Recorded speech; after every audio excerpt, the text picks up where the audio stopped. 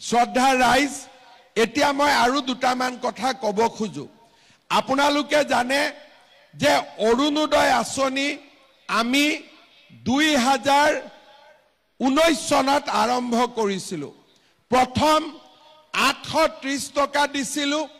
আৰু 20 লাখ পৰিয়ালক আমি দিছিলো তাৰ পিছত সৰকাৰ আহিলে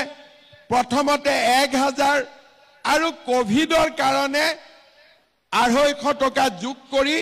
আমি 1250 টকা দিলো কোভিড শেষ হৈ গল কিন্তু কোভিডৰ টকাটো এতিয়াও আমি কাটা নাই যেনেকে আছিল তেনেকে থাকিলে তাৰ পিছত আমি কি কৰিলো 20 লাখৰ পৰা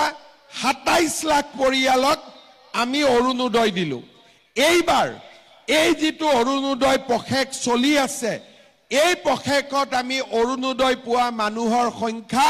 27 লাখৰ পৰা পুনে পুনে 40 লাখলৈকে আমি বৃদ্ধি কৰিম অৰ্থাৎ যদি ঢকুৱাখানা সমষ্টিত আগতে 22000 পৰিয়ালে অৰুণোদয় পাইছিল এতিয়া 29000 30000 পৰিয়ালে অৰুণোদয় পাব যদি আমাৰ লখিমপুৰত 22000 পৰিয়ালে অৰুণোদয় পাইছিল এইবাৰ 29-30,000 পৰিয়ালে অৰুণোদয় পাব নাৰায়ণপুৰত বা বিপুৰিয়াত আগতে যদি বা ৰঙানদী নাওবৈছাত আগতে যদি 22000 অৰুণোদয় পাইছিল এইবাৰ 30,000 পাব লখিমপুৰত আৰু এটা লাভ হল সমষ্টি এটা বাঢ়ি যোৱা কাৰণে আগতে আমাৰ সমষ্টি আছিল বিপুৰিয়া নাওবৈছা ঢকুৱাখানা আৰু লখিমপুৰ এতিয়া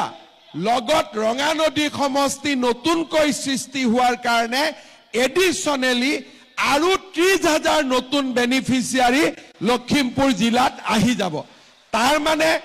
যদি কোনেও নিজৰ ভিতৰত খেলিমেলি নকৰে ৰেশন কাৰ্ড থকা 80 পৰা 85% পৰিয়ালে এইবাৰ অৰুণোদয় আঁচনি পাই যাব